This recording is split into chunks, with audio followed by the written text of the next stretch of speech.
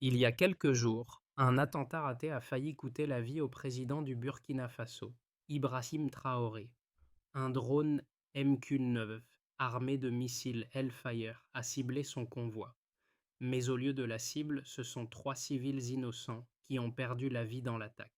Ce n'était pas juste un attentat, c'était un message. L'empire caché derrière cette frappe voulait effacer une vie, mais la vérité a survécu. Aujourd'hui, Ibrahim Traoré transforme ce défi en une lutte pour la souveraineté et l'honneur. Cet incident bouleverse l'Afrique parce qu'il est plus qu'une simple tentative de meurtre. Le président Ibrahim Traoré ne se contente pas d'échapper à la mort. Il transforme cet incident en un tournant décisif pour le Burkina Faso. Face à une tentative d'assassinat aussi audacieuse, il pourrait choisir la vengeance ou se replier dans le silence. Mais au lieu de cela, il choisit d'agir avec une détermination implacable. En tant que leader d'un pays déjà fragilisé par des crises internes et externes, il a un choix crucial à faire: renforcer la souveraineté du Burkina Faso ou se laisser submerger par les pressions extérieures. Le monde entier attend de voir comment il réagira face à cet affront. Mais cette décision va bien au-delà de l'avenir de son propre pays. Elle pourrait redéfinir la manière dont l'Afrique aborde les menaces géopolitiques modernes. Si Ibrahim Traoré parvient à transformer cette crise en opportunité, il pourrait bien montrer à tout le continent ce qu'il est possible de faire lorsqu'on refuse de céder face à l'oppression. Il y a 17 jours, une tentative d'assassinat sur le président Ibrahim Traoré a secoué le Burkina Faso et au-delà. Le convoi du président, en route pour une mission stratégique, a été pris pour cible par un drone MQ-9, un modèle américain utilisé par des puissances étrangères pour des missions de surveillance. Les missiles Hellfire qui ont frappé le sol à proximité du convoi n'ont pas tué le président, mais ont coûté la vie à trois civils innocents.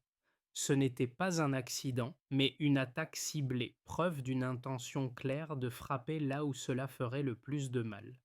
Le convoi du président ne devait pas être attaqué par hasard. Le but était de tuer, et pourtant le message ne passera pas comme prévu. Les autorités militaires ont rapidement découvert que cette frappe n'était pas le résultat d'une erreur. Des fragments d'armement, notamment des pièces de missiles, ont été retrouvés sur le site de l'attaque. L'analyse de ces morceaux a révélé que les missiles étaient bien des Hellfire HGM 114, fabriqués aux États-Unis, et la trajectoire du drone correspondait parfaitement aux informations fournies par un radar chinois, un système souvent sous-estimé par l'OTAN.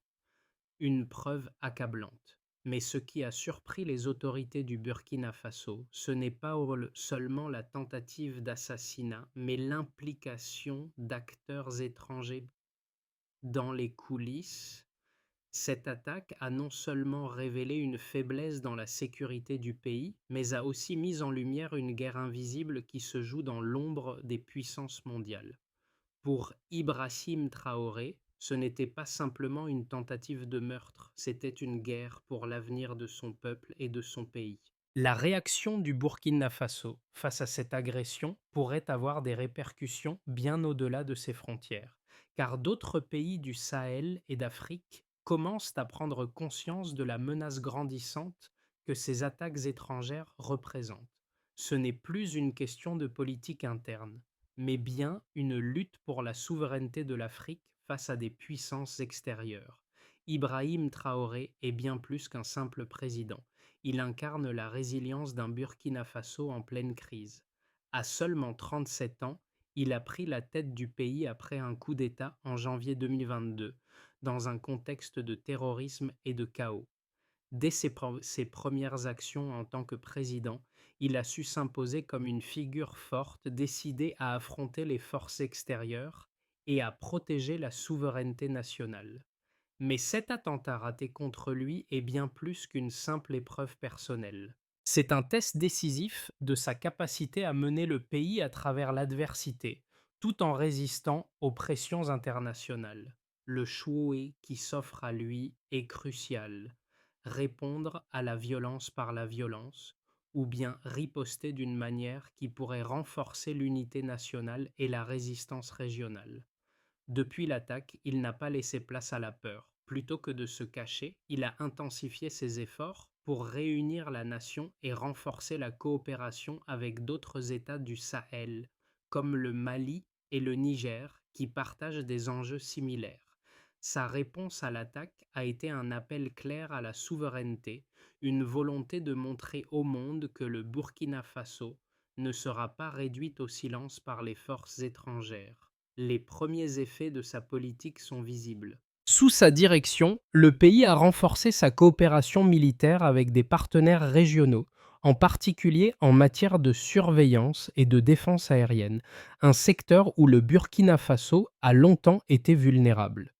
Il a également pris des mesures pour expulser certains acteurs étrangers qui, selon lui, exploitent la situation du pays à des fins géopolitiques. Ce sont ces actions audacieuses qui font de lui une figure montante non seulement au Burkina Faso, mais dans tout le Sahel.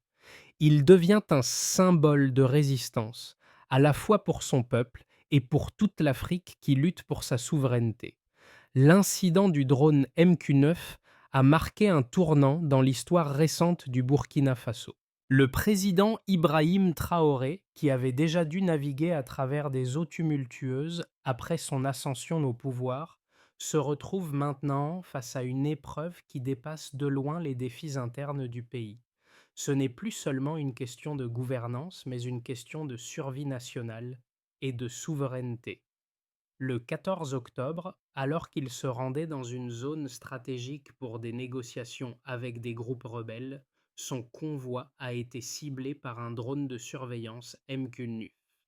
Le but était évident: éliminer le leader du Burkina Faso, un homme qui, en seulement 2 ans, avait fait de nombreuses vagues sur la scène politique internationale. Cependant, la tentative de meurtre n'a pas eu le succès espéré. Au lieu de cela, elle a renforcé la détermination de Traoré et mis en lumière les fragilités d'un système mondial dans lequel le Sahel est constamment dans la ligne de mire de puissances étrangères. Les autorités burkinabées ont rapidement lancé une enquête. Les débris des missiles Hellfire récupérés sur le site ont confirmé que l'attaque était préméditée. Les données du radar chinois, pourtant non approuvées par l'OTAN, ont montré une trajectoire parfaitement calculée pour atteindre le convoi du président. C'était une frappe chirurgicale, un message clair adressé au Burkina Faso, mais aussi à l'Afrique entière. Les puissances étrangères n'hésitent pas à intervenir de manière directe, même à travers des moyens aussi déshumanisés que des drones. Ce qui s'est passé ensuite est ce qui a fait basculer cette situation d'une simple tentative de meurtre à un événement d'une importance géopolitique majeure. Ibrahim Traoré, loin de se laisser abattre, a utilisé cet incident pour redéfinir sa stratégie. Il a immédiatement convoqué une série de réunions avec ses principaux conseillers, militaires et diplomatiques. Ensemble, ils ont conçu une réponse qui allait marquer l'histoire du pays. Traoré a d'abord exigé une action immédiate pour sécuriser le pays contre de futures attaques de ce type. Une coopération renforcée avec les pays voisins, comme le Mali et le Niger, a été mise en place pour coordonner les efforts de défense. En parallèle, il a ordonné l'expulsion de certains conseillers étrangers, dont la présence, selon lui, n'était plus justifiée dans le contexte actuel. Mais la riposte de Traoré ne s'est pas limitée à un simple renforcement militaire. Il a choisi d'amplifier le message à l'échelle internationale. Le président a organisé une conférence de presse où il a montré au monde les preuves collectées, les fragments de missiles, les données radars, les photos des dégâts, et a décidé de publier ces éléments au grand jour. Ce n'était pas un simple acte de communication, mais un défi lancé aux puissances étrangères. Ce n'est pas la vengeance que nous cherchons, mais la vérité, a déclaré Ibrahim Traoré devant les caméras du monde entier. En une semaine, cette déclaration a secoué l'Afrique. Non seulement le Burkina Faso a gagné en visibilité, mais il est devenu un modèle de résilience et de résistance pour les autres pays du Sahel. Les nations voisines ont exprimé leur solidarité et ont proposé de renforcer leurs liens avec le Burkina Faso. Traoré, en quelques jours seulement, a changé la dynamique régionale en passant de leader isolé à moteur d'un mouvement continental en faveur de la souveraineté africaine. L'attaque ratée contre le président Ibrahim Traoré ne laisse pas de place à l'incertitude. Elle est clairement le fruit d'une planification minutieuse et les preuves sont accablantes. Depuis l'explosion des missiles sur la route principale, chaque détail a été soigneusement documenté, permettant une reconstruction précise des événements. Les autorités burkinabées, après une analyse approfondie des débris retrouvés sur le site de l'attaque, ont pu fournir des preuves matérielles solides qui ne laissent aucune place à l'interprétation. Les fragments de missiles Hellfire AGM-114 utilisés dans l'attaque ont été récupérés sur le terrain. Ces armes, fabriquées par les États-Unis, sont des projectiles de précision destinés à des frappes chirurgicales. Le type de missile utilisé montre que l'attaque contre Traoré n'était ni un accident ni un malentendu, mais une action délibérée.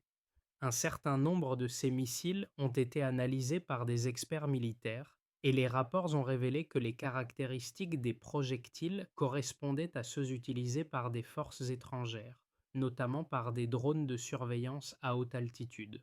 De plus, les données des radars chinois, non homologués par l'OTAN mais parfaitement fonctionnels, ont été extraites et étudiées.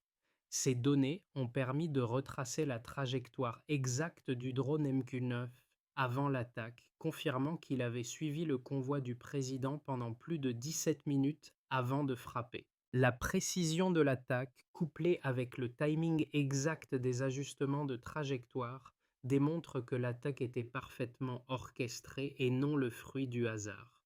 Une autre preuve clé a été l'analyse des communications entre le drone et les stations de contrôle au sol. Des enregistrements ont été interceptés et décryptés, montrant des échanges directs entre les opérateurs du drone et une unité de commandement qui semblait bien au courant des mouvements du président. Ces communications renforcent l'idée que l'attaque était non seulement préméditée, mais également exécutée avec une grande coordination. Mais au-delà de ces éléments matériels, la véritable force des preuves réside dans les données quantifiables. Les experts ont pu établir un lien direct entre la position géographique des drones, la portée des missiles et le temps qu'il a fallu pour ajuster les trajectoires en fonction des changements de direction du convoi du président. Par exemple, les données montrent que chaque ajustement de position par le drone était accompagné d'un recalcul de trajectoire, en réponse directe aux manœuvres du convoi, ce qui est la marque d'une attaque intentionnelle et non le produit d'une erreur technique. Les répercussions de cette tentative de meurtre ne s'arrêteront pas aux frontières du Burkina Faso. L'impact de cette attaque a déclenché une série de réponses politiques et diplomatiques au sein de la région et du reste du monde. Les gouvernements voisins ont exprimé leur solidarité en public, mais dans les coulisses, des discussions ont eu lieu pour renforcer la coopération militaire et les capacités de surveillance dans le Sahel. Le Burkina Faso a pris l'initiative de demander une réunion d'urgence des nations du Sahel pour discuter de la situation et le pays a proposé de mettre en place un système de surveillance régionale coordonné destiné à prévenir de futures attaques de ce type. Les experts en géopolitique et en défense ont commencé à se pencher sur les implications de cette attaque sur la souveraineté du Sahel. Les données collectées sur le terrain et les rapports d'analyse ont permis de conclure que les pays de la région, historiquement fragilisés par des conflits internes et des interventions étrangères, pourraient désormais avoir la possibilité de renforcer leur sécurité collective. Traoré lui-même, dans ses déclarations publiques, a insisté sur le fait que cette attaque avait renforcé sa conviction que l'Afrique doit assumer un contrôle plus fort de sa propre sécurité, loin de l'influence des puissances étrangères. Ibrahim Traoré fait face à une situation où la résilience de son pays ainsi que la souveraineté du Sahel sont mises à l'épreuve. Toutefois, ses opposants à l'intérieur comme à l'extérieur du pays suggèrent que cette attaque pourrait bien être une occasion pour lui de renforcer sa position, mais aussi un test de sa capacité à maintenir un équilibre délicat entre la défense nationale et la diplomatie. La logique de ses détracteurs est simple. Si Traoré répond de manière trop agressive, il pourrait entraîner son pays dans une escalade dangereuse de tensions, voire une guerre ouverte avec des puissances étrangères. Les sanctions internationales, déjà pressenties, pourraient devenir une réalité et nuire gravement à une économie déjà fragile. Certains analystes soulignent que sa position pourrait s'effondrer si les pressions économiques et diplomatiques se durcissent davantage. D'un autre côté, l'opinion grandissante, soutenue par la population et certains analystes internationaux, est que Traoré a un choix crucial. Soit il adopte une posture de résistance totale en refusant de se soumettre aux pressions extérieures, soit il cède à ses forces, ce qui affaiblirait non seulement sa position, mais aussi l'avenir du Burkina Faso. La solidarité qu'il reçoit des pays voisins et du reste du Sahel n'est pas à négliger. En répondant avec fermeté, mais avec un esprit de coopération régionale, il pourrait non seulement protéger son pays des pressions extérieures, mais aussi redéfinir la place du Burkina Faso dans le paysage géopolitique africain. Il n'est plus seulement le président d'un pays fragile, il devient un porte-parole des nations africaines qui refusent d'être sous le joug des grandes puissances mondiales. Les propositions qui circulent actuellement suggèrent que Traoré pourrait s'appuyer sur la coopération militaire régionale et sur une stratégie diplomatique plus audacieuse pour affirmer la souveraineté africaine.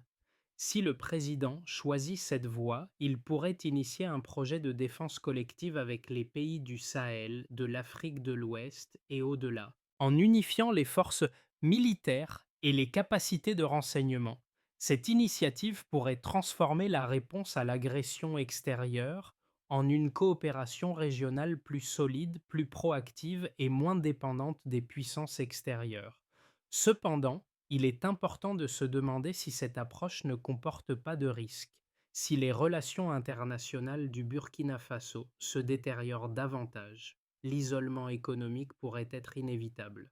L'option de renforcer les alliances régionales pourrait conduire à un affrontement direct avec des puissances étrangères qui ont des intérêts dans la région, notamment les États-Unis et la France.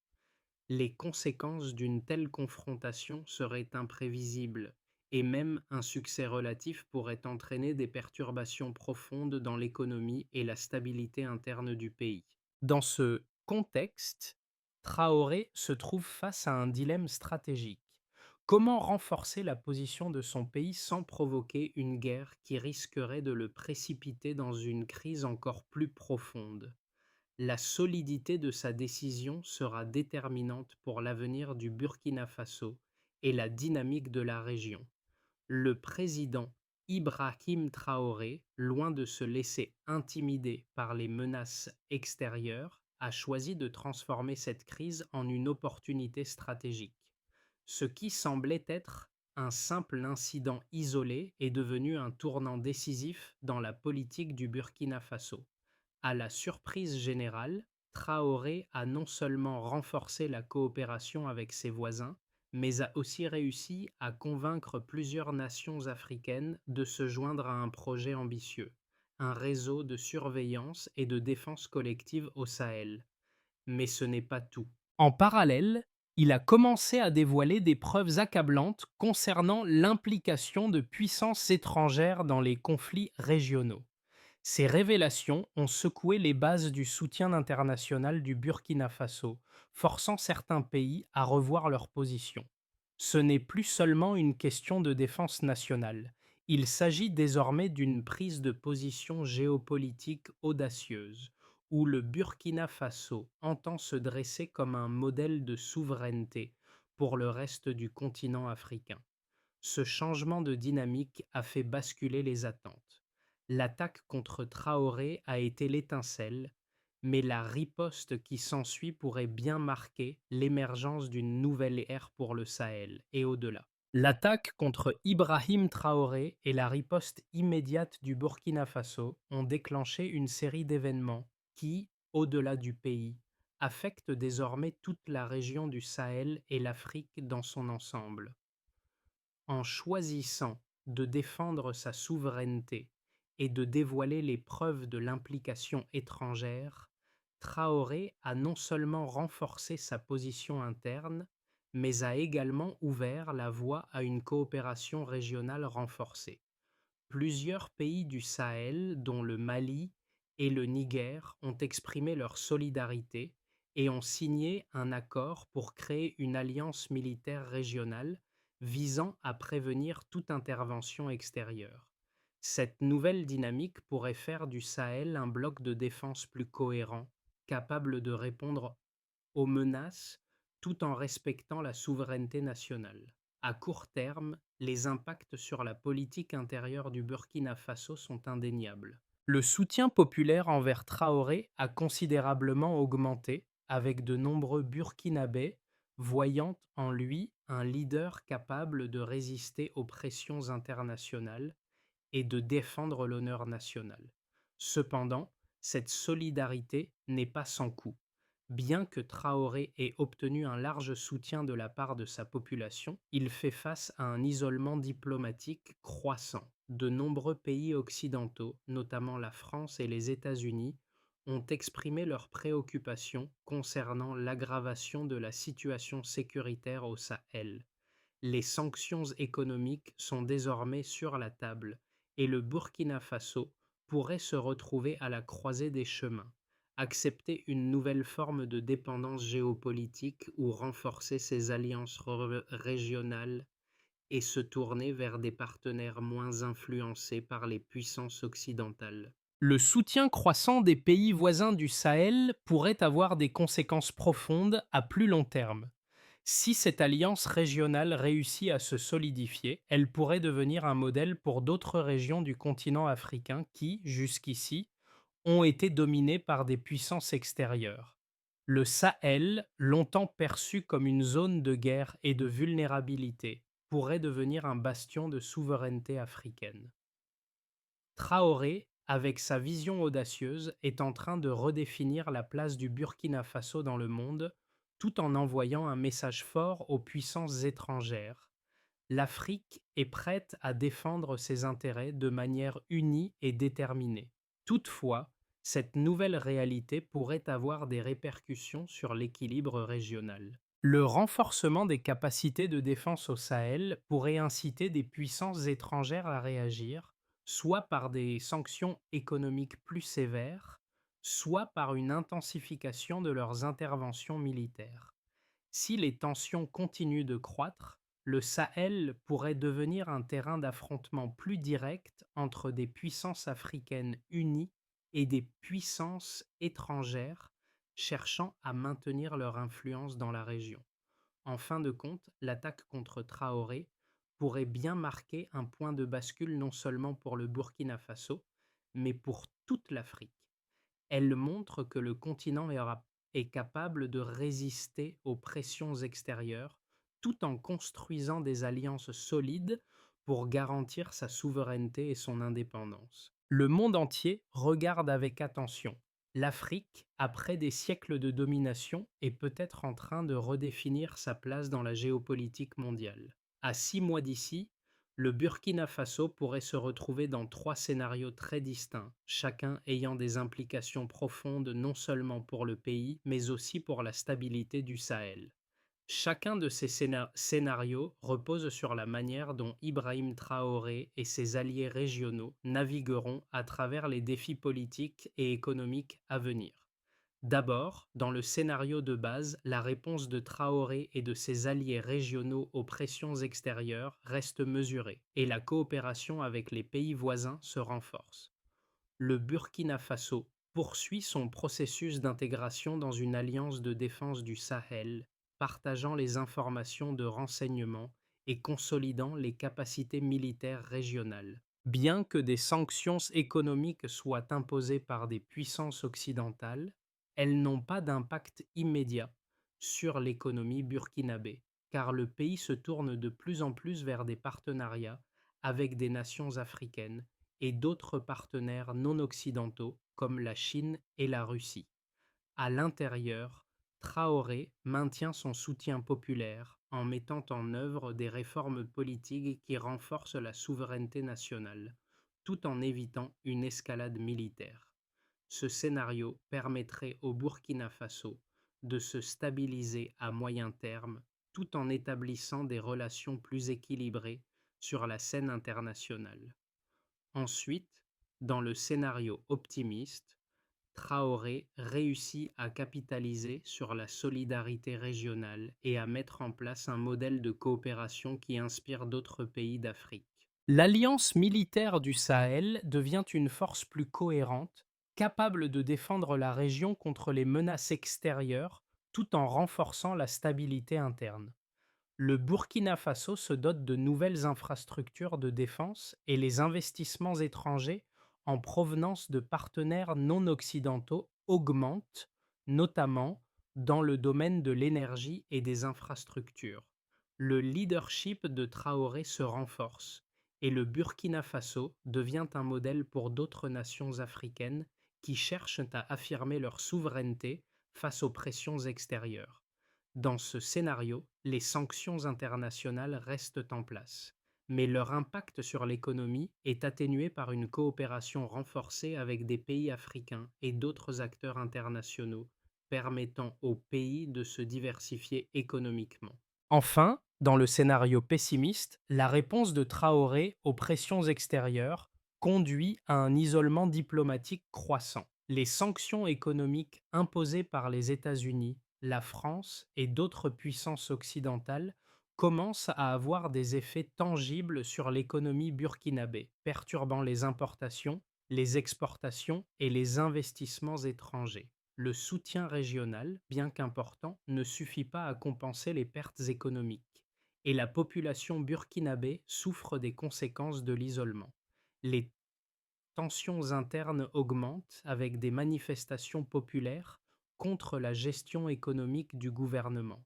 La pression militaire et diplomatique des puissances étrangères pourrait également entraîner une intervention militaire indirecte dans la région, exacerbant les conflits existants et rendant difficile pour le Burkina Faso de maintenir sa stabilité. Ce scénario pourrait obliger Traoré a réévalué ses options, en cherchant un compromis ou en cédant à certaines demandes internationales pour éviter une crise totale. Dans chacun de ces scénarios, l'avenir du Burkina Faso repose sur la capacité de Traoré à naviguer avec habileté entre les forces internes et les externes, tout en consolidant le soutien régional et international. Cependant, l'issue dépendra largement de sa capacité à gérer les tensions géopolitiques tout en maintenant une position ferme sur la souveraineté nationale. Ce qui est en jeu dans le combat d'Ibrahim Traoré va bien au-delà des frontières du Burkina Faso. Il incarne la lutte pour la souveraineté des nations africaines face aux pressions externes. Son défi n'est pas seulement politique, il est profondément humain. Derrière les calculs géopolitiques, il y a des vies, des familles, des rêves de liberté et de dignité. Ce n'est pas juste un président qui se bat pour son pays, c'est un symbole d'un continent entier qui cherche à se libérer de l'emprise des puissances étrangères. Mais qu'est-ce que cela signifie pour vous, en tant que spectateur, de suivre cette histoire? Nous avons tous été témoins des défis des petites nations face aux géants mondiaux. L'Afrique, riche en ressources et en culture, a souvent été réduite au silence, ses décisions dictées par des intérêts étrangers. Mais Ibrahim Traoré nous montre que, même dans les moments les plus sombres, il existe une possibilité de résistance. Il nous rappelle que la souveraineté n'est pas un luxe mais un droit fondamental. Ce n'est pas Pas simplement une histoire politique, c'est une question de justice, de dignité humaine et de choix face à l'injustice. Si vous vous trouvez dans une situation où vos droits sont menacés, ou si vous êtes témoin d'une injustice, l'exemple de Traoré vous invite à ne pas rester passif. Il montre que même dans les moments les plus difficiles, un individu peut devenir le catalyseur du changement. Le parcours de Traoré et la manière dont il a su rassembler son peuple et la région autour de la défense de leurs droits nous inspirent à agir, à ne pas accepter l'inacceptable.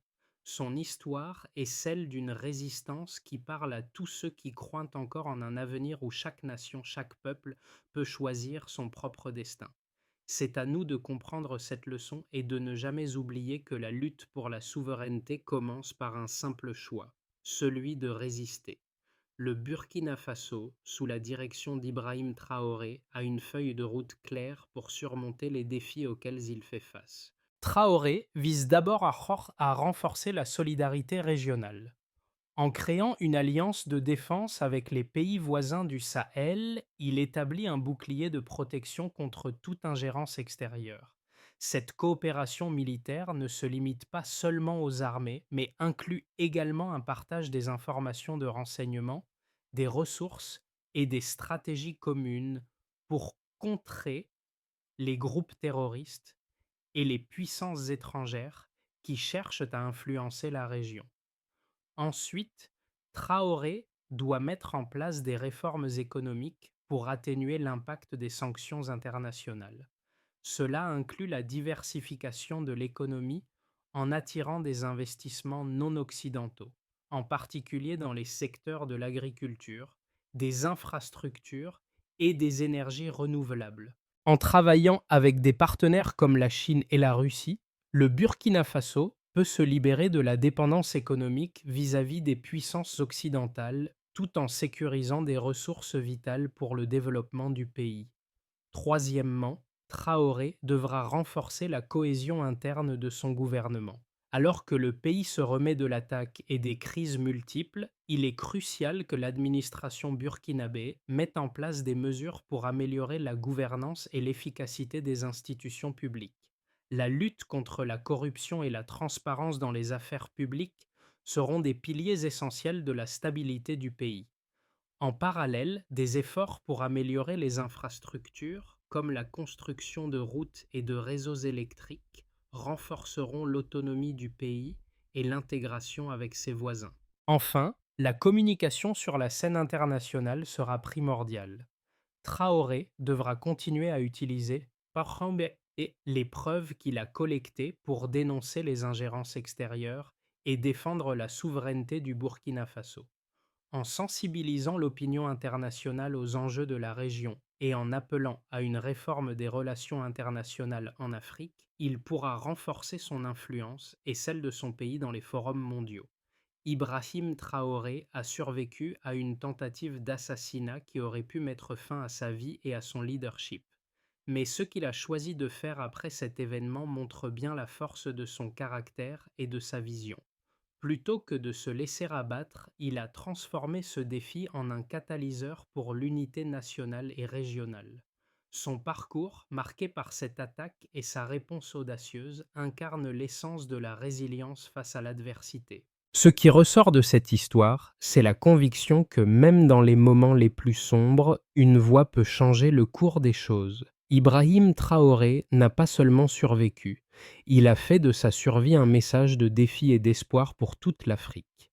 Il rappelle à chacun de nous que la lutte pour la souveraineté, la justice et la dignité est une bataille qui ne cesse jamais. En cette époque de changement géopolitique rapide, l'histoire de Traoré résonne comme un appel à l'action. C'est un moment où la vérité, l'unité et la résilience deviennent des armes plus puissantes que tout drone ou missile.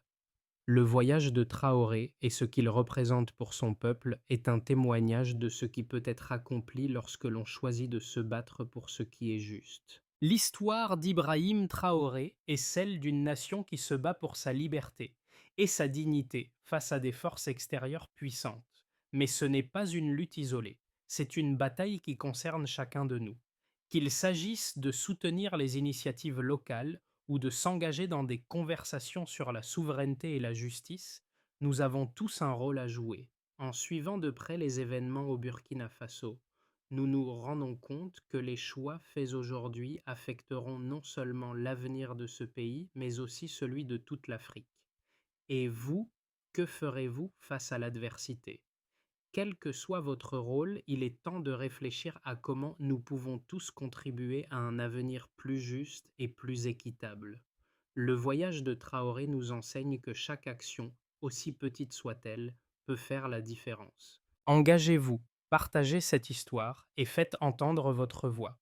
Parce qu'ensemble, nous avons le pouvoir de façonner un monde où la souveraineté, la liberté et la dignité ne sont pas des privilèges, mais des droits fondamentaux pour tous.